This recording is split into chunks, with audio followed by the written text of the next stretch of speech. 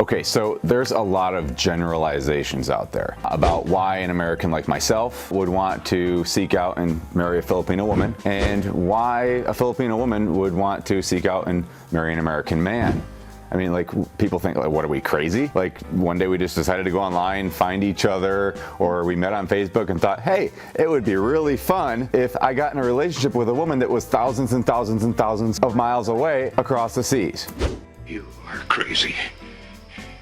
You are both of you crazy. So with that being said, so many people make up all these different crazy ideas about, well, the women in the Philippines, they just do it out of deceit. You know, they just want the money. They just want to come to America to get out of poverty or whatever, right? And say, oh, well, that man's he's just controlling, and he's an ego-driven man, and he just wants a wife to be a servant and all that stuff, right? And while, you know, there might be some people out there that are like that, it's far and few between.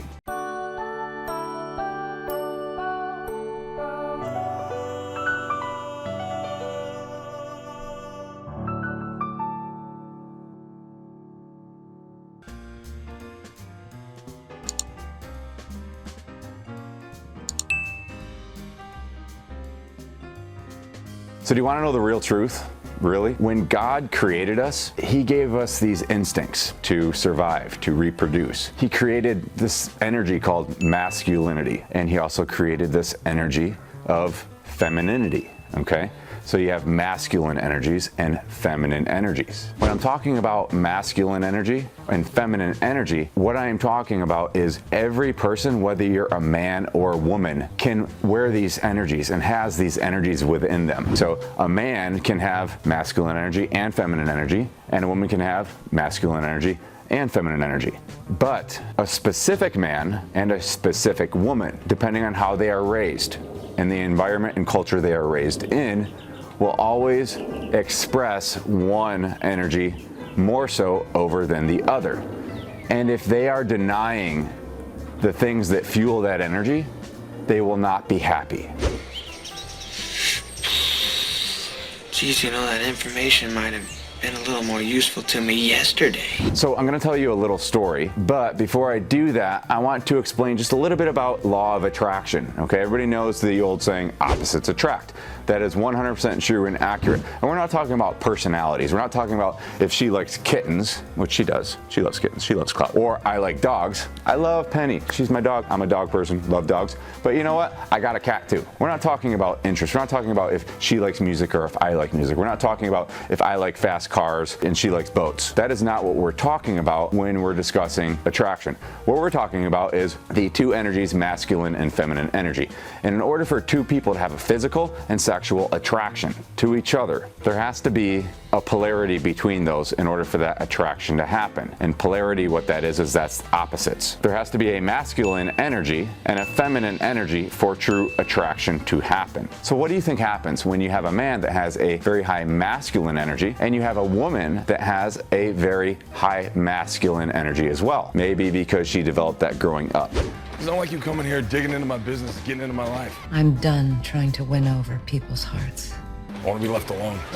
We can work with fear. Are they going to attract? No, they won't. However, sometimes one of them puts on a mask and puts that feminine energy mask over them because deep down, that's what they want to do, right? They want to find somebody of the opposite sex. You know, if it's a woman, they discover makeup, they discover sexy clothes, they discover all these masks that bring out their femininity, right? Men, what do? They go to the gym, they work out, they get muscles, you know? Why? It's a mask. It brings out their masculine energy so that they can attract the opposite, right? However, depending on how much of a mask that really is, determines if that relationship is gonna be successful long-term. Because if I'm putting on a mask, pretending to be this buff guy, you know, and masculine, manly man, and she's pretending to be this like goddess, you know, this super feminine woman, and then after we get married, you know, me, the manly man, you know, I turn into this kind of wimp, right? This kind of wimp that's just like scared of everything, right? And I'm a more emotional person than she is. And the best part is like, I want to spend all my time with her, like all my time. I can't wait. You know, I'm just, oh my God, I need you, right? That would be toxic. So if I did that, what do you think would happen eventually? Do you think that attraction physical attraction and sexual attraction and that passion in that relationship could actually suffer a little bit, you know, if I turn into be somebody different, right? Yeah, it could. So I gave that example just to give a basic understanding of, you know, how the masculine and the feminine energies work. Once again, things that could have been brought to my attention yesterday! Let me tell you a little story to help you understand why an American like myself or why a Filipino woman would want to connect and be with together, even though, you know, we have to go through everything. We know we got to meet somehow. We have to be in a long distance relationship for a very long time. And we have to then hope to get a visa so she can come here. Then we got to go through the process of getting her to be a resident here, or so we can be together. Or maybe the man's going to go to the Philippines, who knows, whatever, because that happens a lot too. There's so many obstacles that are going to drive you apart, and you know that realistically should kill a relationship, right? Everyone knows that long distance relationships aren't the healthiest things for relationships, right? Right. But why does it work so well? Why are we willing to take such a big risk of our heart and a big risk of our time to be together? And once I tell you this story, you're gonna understand 100% and be able to relate. Once upon a time, there was this little girl that was born into this world in the United States of America. Was the sweetest, most gentlest, kindest, loving, caring, just loved people, loved everything, loved butterflies, loved little caterpillars, you know, loved the dogs, loved the cats, just loved all men, loved all women. It's like they were just this big bundle of joy and love, right? And she was dressed in pink nonstop and had a pink room and had a pink everything. Then, as this little girl grew up, her environment of wherever she grew up, okay, and let me be very, very, very clear. By all means, this is not the case for everybody in the world or everybody in the United States. So this little girl grows up in an environment where she's taught to be very independent. Daddy, I'm scared. Come on, Mindy, honey. Be a big girl now. There's nothing to be afraid of. Is it gonna hurt bad? Oh, child. Only for a second, sugar.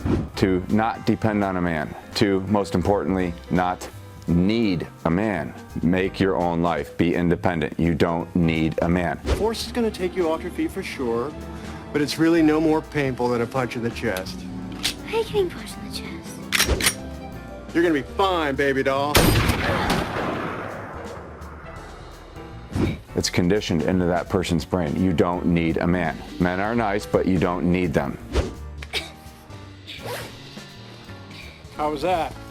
Not so bad. Kind of fun, huh? Now you know how it feels. You won't be scared when some junky asshole pulls a Glock. Okay? You may want a man, but you don't need a man. We want to make sure that we raise you never to need a man. Can I get a puppy?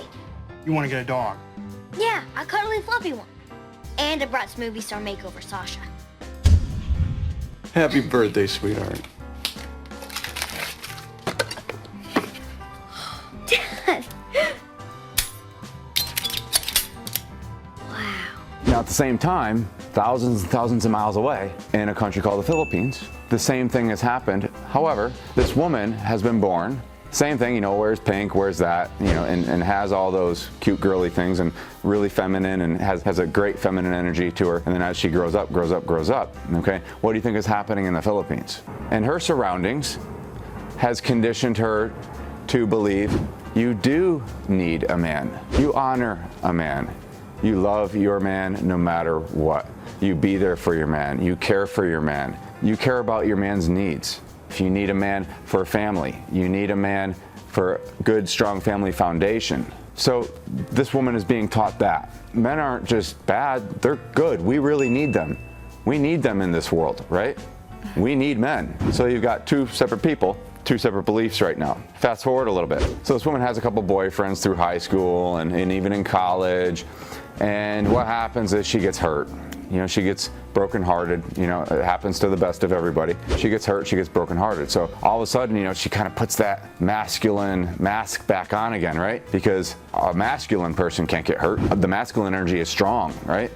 So we don't want to be hurt, so they put that back on. It hurts. I'll bet it does.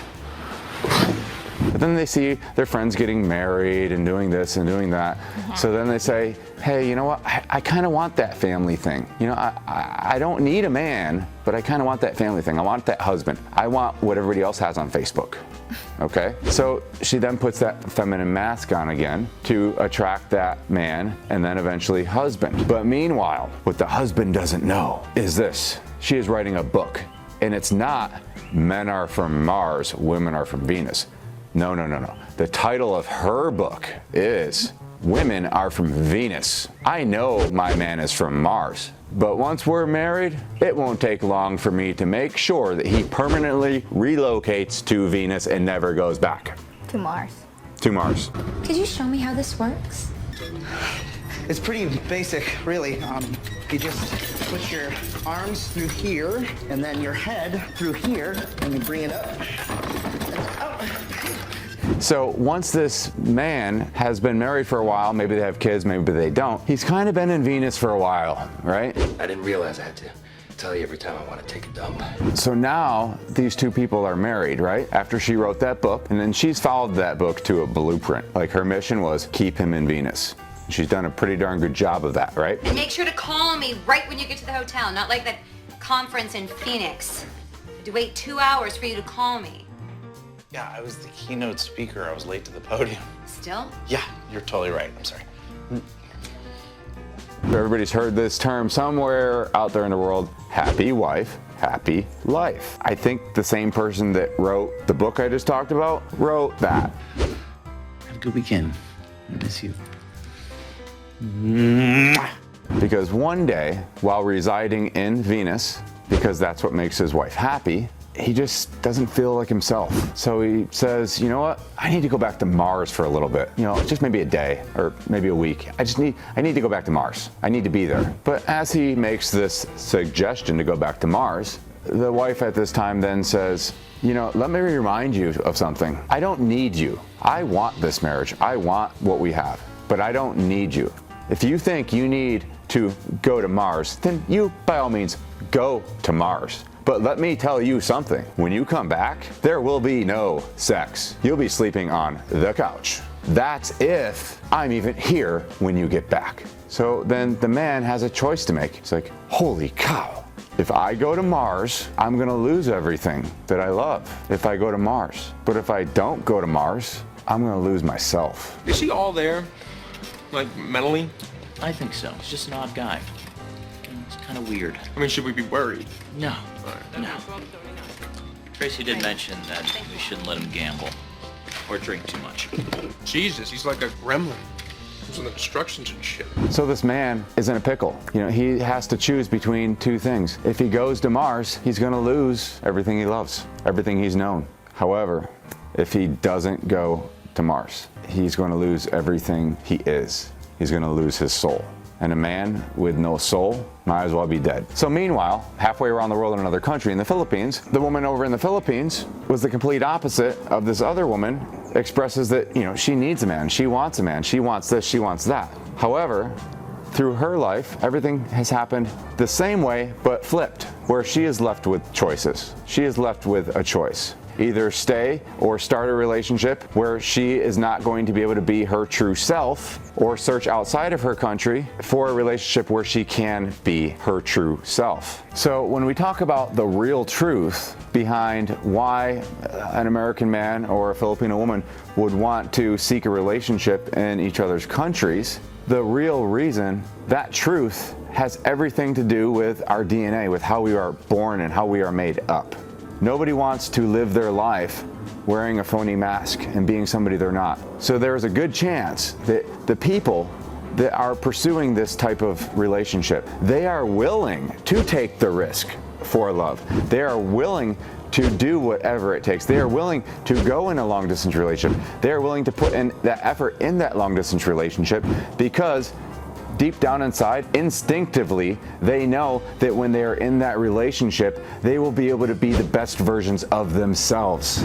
That is the real truth. That is why there are so many more American men wanting to be with Filipino women and Filipino women wanting to be with American men. It's so that they're allowed to be the best versions of themselves. We want to thank you for visiting our channel. We really hope that you enjoyed our video, and please don't forget to click like and subscribe. And remember, keep it real.